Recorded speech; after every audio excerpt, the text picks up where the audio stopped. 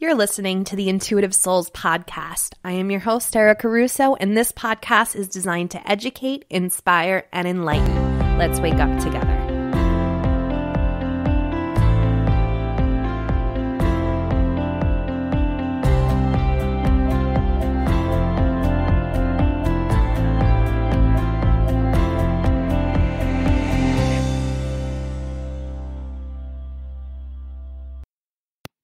Hey.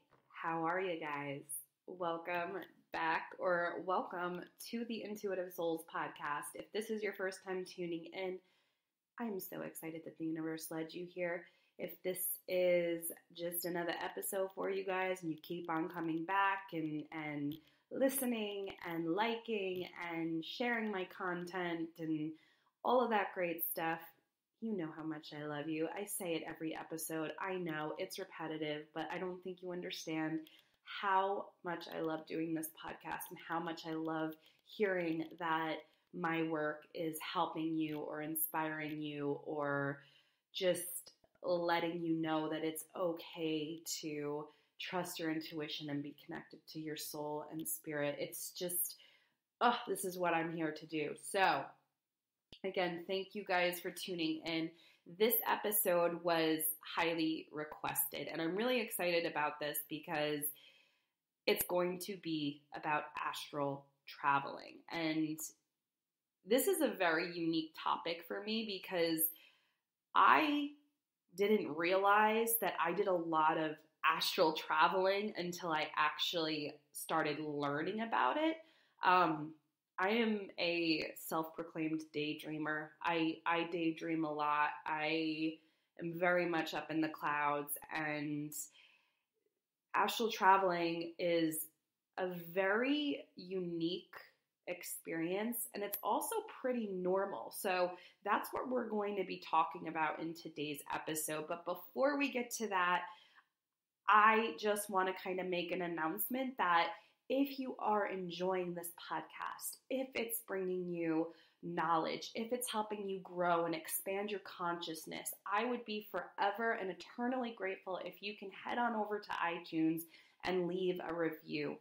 That allows me to get this podcast to the ears that need to hear it. So I know we all live really busy freaking lives, like, hello, but, if you take the time out, to take a minute or two to just, write a review, thank you. I really appreciate it. I look at every review I get because I want to give you guys as much as I possibly can. So again, thank you.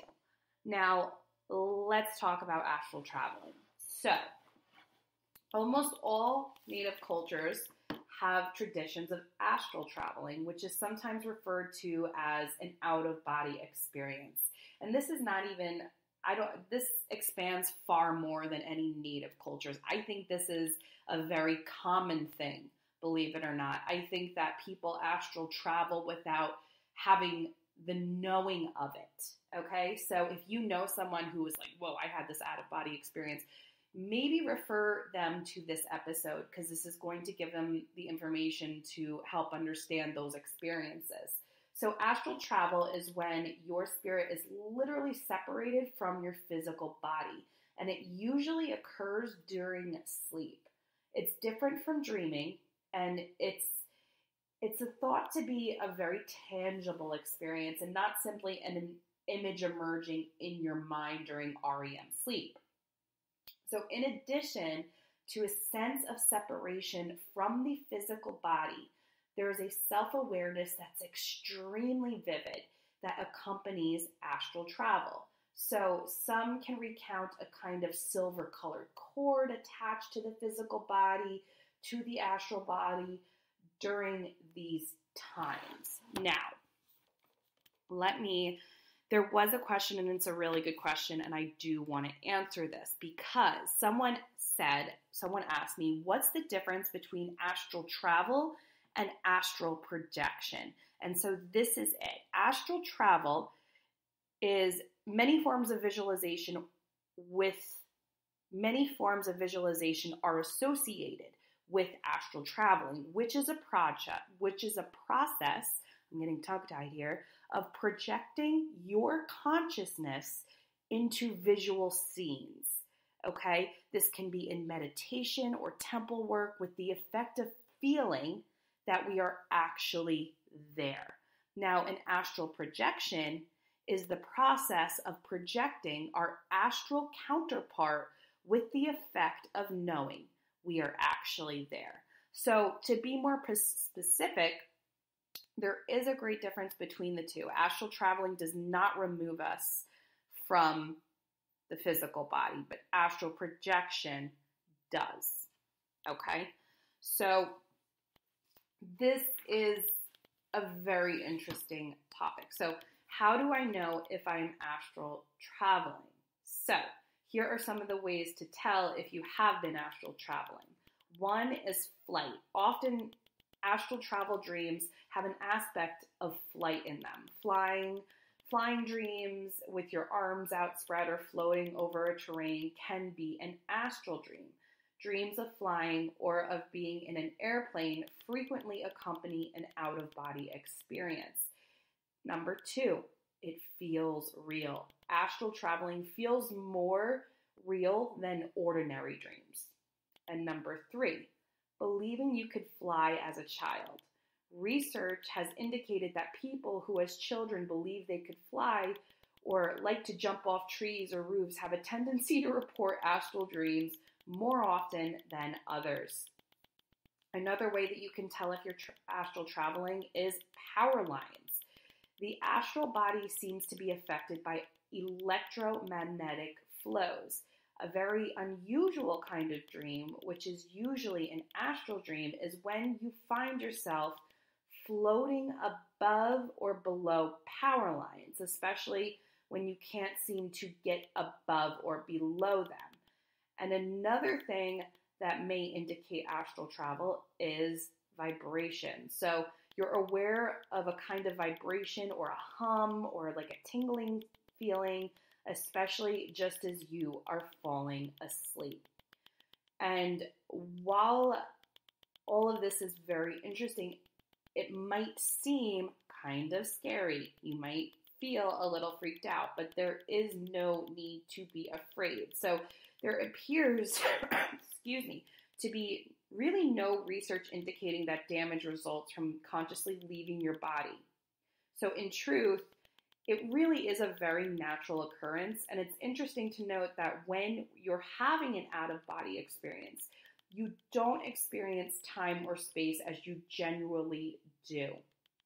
You may find yourself slightly ahead or behind of temporal space, and another unique phenomenon you may notice is when you leave your body is that you seem to remain very much in your present physical form. However, the longer you're separated from your physical body, the less the boundaries of the body become. So when your being appears to transcend in a cloud-like vapor or some other form or substance. Okay, that was like a tongue twister. Okay, so one of the biggest blockages to astral travel is fear. Even the most intrepid of us will discover upon deeper examination that at some time we've come face to face with the wall of fear regarding separating from our body. First and foremost, it's the fear of death. Okay, it's the frightening notion that we're separated from our physical body, and perhaps this will disconnect us. And our automatic reaction may not be to get back within the physical body quickly, because this is where your life is and in the physical. So we tend to have this reaction in spite of our emotional attitudes and intellect and thought processes. So only after repeating the experience many, many times can we hope to release that fear, okay? It's much like beginning to swim and eventually realizing that your body will float and you won't drown, okay? You are never separate, and that's something, you are never separate from God, and we have to remember that. And another common fear is, will I be able to get back into my body? Or will something occupy my body while I'm traveling? I can say with absolute certainty that you will be able to return to your body. There's a lot of evidence that those who experience astral travel are always able to return safely. Also, if you are concerned about entities and your body, which are almost never a problem, imagine an egg-like shield surrounding your body before you go to sleep. This is a basic protection. This is something that you should be doing any day anyway, is grounding and protecting. But if you imagine an egg-like shield surrounding your body before you go to sleep, this simple visualization will make sure that all is well, okay? So, though the body is imprisoned, the spirit is always free. And astral travel really is not uncommon in westernized countries. We often have out-of-body experiences and we just forget them. We don't recall them. In fact, during sleep, the sensation of a quick jerk may be an indication of a rapid astral re-entry into your body. How cool is that? That's when I learned that, I was like, wow, because I get it's weird. I'll just get a weird knee-jerk reaction where my whole leg will spaz out. So when I found that out, I was like, that's really interesting. So dreams and astral travel is really, really common. It's super common. And there's nothing to be afraid of. And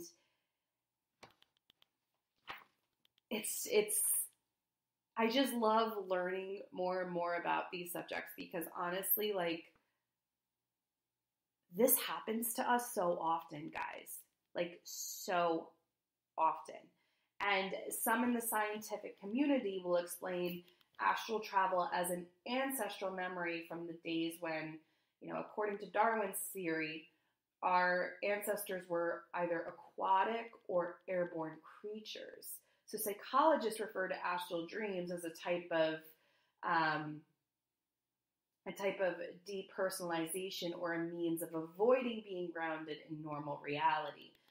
So, however, anthropologists has found that astral travel is really common and deeply rooted in the indigenous cultures as well. So the beliefs of astral travel determines the pattern of one's experience. So, for example, in Eastern Peru, there's a shaman. The shaman imagined he's leaving his body in the form of a bird, whereas some Asian tribesmen would view the silver cord as a ribbon or a thread or a rainbow.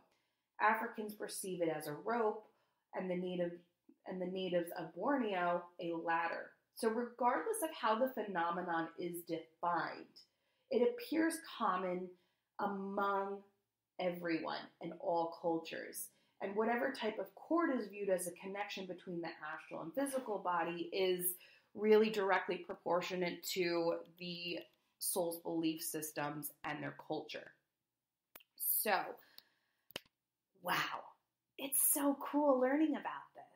I love this. So, what you can do, if this is something that you are interested in, okay, if you would like to have an astral travel experience, you can go ahead and head on over to my website and go to the blog, and there is going to be a blog there for you stating how to astral travel, and that's going to give you a step-by-step guide to get you into that state of awareness for you to be able to have an astral travel experience. So head on over to my website, and while you're there, go check out, sign up for the email list, because I also have a Spirit Warrior toolkit there that gives you a bunch of amazing books and resources, as well as just some of the best crystals and essential oils and documentaries and YouTubes, whatever the case may be. I recommended all of that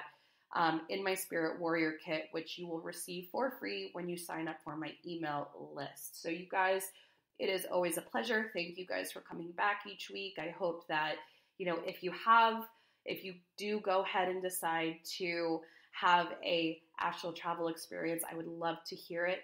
You can tag me in your Insta stories. You can let me know on TikTok. I'm always around. I love hearing your experiences. Guys, it's been a pleasure, and I will talk to you next week.